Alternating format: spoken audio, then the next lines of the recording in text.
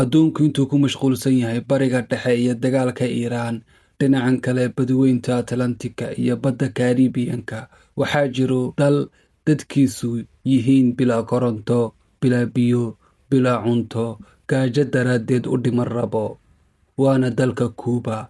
Maxaa dhacay? Aan ku waramo. dalka Kuuba sanadu markay ahayd 1959 waxaa la riday dictatorkii uu Mareykanku taageerayay Batista, waxaana kacdoonka hogaaminayay laba dhalinyaro aanan u dhalanin dalka Kuuba, waxayna wateen fikir ah ka xoreynta Mareykanka wadamada Koonfurta Ameerika. labada dhalinyarana waa Fidel Castro iyo Che Guevara. Fidel Castro markii dambe waxaa noqday madaxweynaha dalka Kuuba, isagoo sameeyay xisbi shuyuuciya oo midowgii Sofiyeetka taageerayay. Sababtoo xilliga adduunka waxaa ka jira laba fikradood: fikirka kapitalistigu Mareykanku hogaaminayay iyo fikirka komunistigu hogaaminayay midowgii Sofiyeet.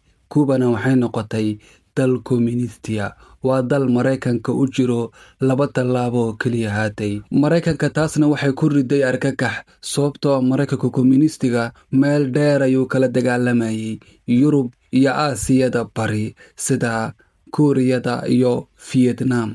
laakiin markuu Mareykanku arkay in komunistiga uu sheeda kala dagaalamay uu ilbaabkiisa hor taagan yahay, waxaa dhacday in dalkan Kuuba cunaqabatayn uu saaro. laakiin nasiib wanaag adduunka xilliga laba qolo ayaa ka talin jirtay, laba awoodood ayaa ka jirtay. mid hadduu cunaqabatayn ku saaro, kan kale ayaa ku saacidi jiray. waana ta dhacday. dalkii Kuuba wuxuu wax walba ka heli jiray dalkii midowgii Sofiyeetka ee adduunka la qaybsaday Mareykanka, wuxuuna ka heli jiray dhaqaale, betrool, musaacadaad, huba, wax walba. laakiin nasiib darro sanadu markay ahayd 1990 waxaa dhacay midowgii Sofiyeet, taasoo macnaheedu tahay Kuuba xilligaa waxa u bilaabmay wax walba oo musiiba, sababtoo ah ma jirin xilligaa ilaa iyo hadda dal midowgii Sofiyeetka awoodiisa dhaqaale, awoodiisa siyaasadeed iyo awoodiisa caskari leh.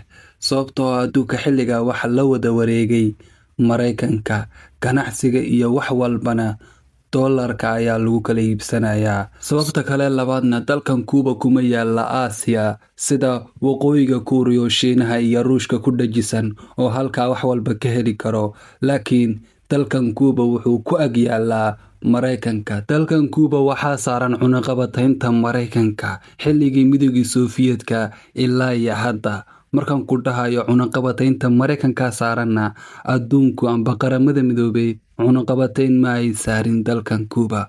sanad walbana waxay isku daydaa inay cunaqabataynta ka qaado, laakiin Mareykanka ayaa u adeegsado codkiisa fiitooga. Mareykanka cunaqabatayn ku saarana waxay ka dhigan tahay ganacsiga adduunka ayaa kaa xidhmay.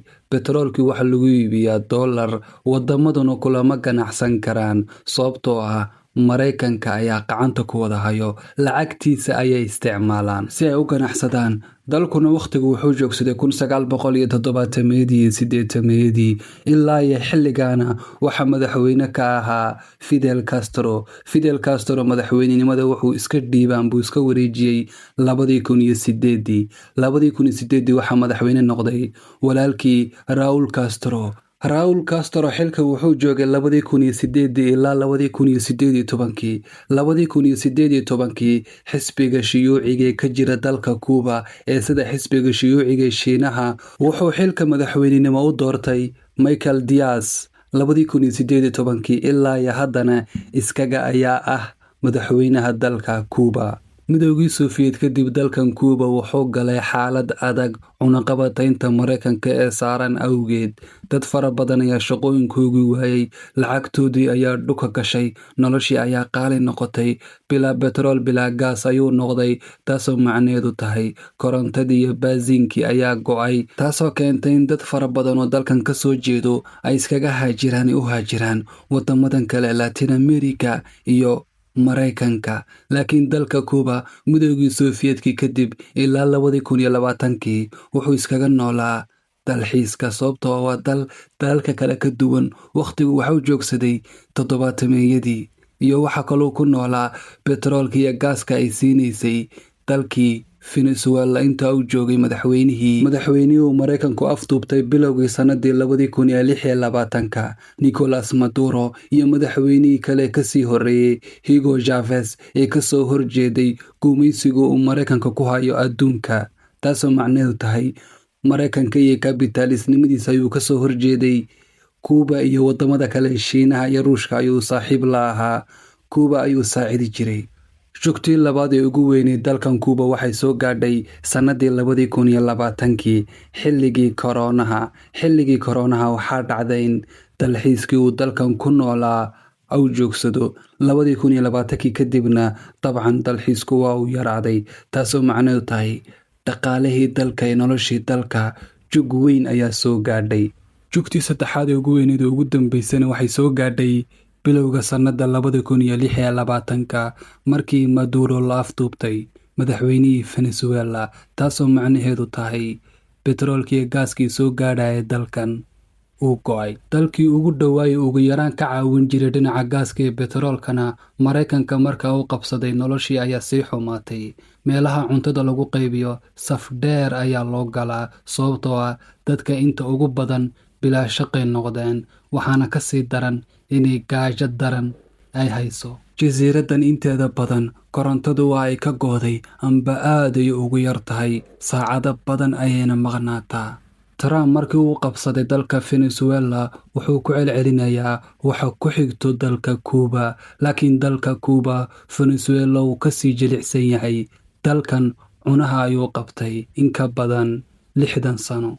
Trumpna waxa uu sugayaa oo keliya haday dagaalkan Iiraan intuu ka dhammaanayo amba dagaalkan Iiraan uu socdo ayuu rabaa inuu dadka indhahooga ka jeediyo dagaalka Iiraan uu ku soo jeediyo inuu ku guuleystay dalkan yare daciifka ah inuu xukuumadiisa burburiyo. Wayna u fududahay sababtoo ah dalkani kuma yaalo Aasiya iyo Afrika, Shiinaha iyo Ruushka agtiisa kuma yaalo sida Kuuriyada Waqooyi. Dalkani Mareykanka goshiisa ayuu ku jiraa, dal kale u soo dhawaan kara ma jiro. Teeda kale dalkani awood caskariya maaha sida Kuuriyada Waqooyi oo ugu yaraan haysato hubka nuclearka. Shiinaha iyo Ruushkana gosha kaga jirto. Dalkani wuxuu haystaa hubkii midowgii Sofiyeedka. Ruushka iyo Shiinahana maanta saaxiibaha ku tashan karta maahan. Raggii la saaxiibka ahaa oo dhan waa laga takhalusay. Madaxweynihii Suuriya, madaxweynaha Venezuela, haddana Iiraan ayaa la duqeynayaa. Ruushka iyo Shiinaha tallaabo ma soo qaadi karaan. Dalka Cuba gosha Mareykanka ayay ku jirtaa.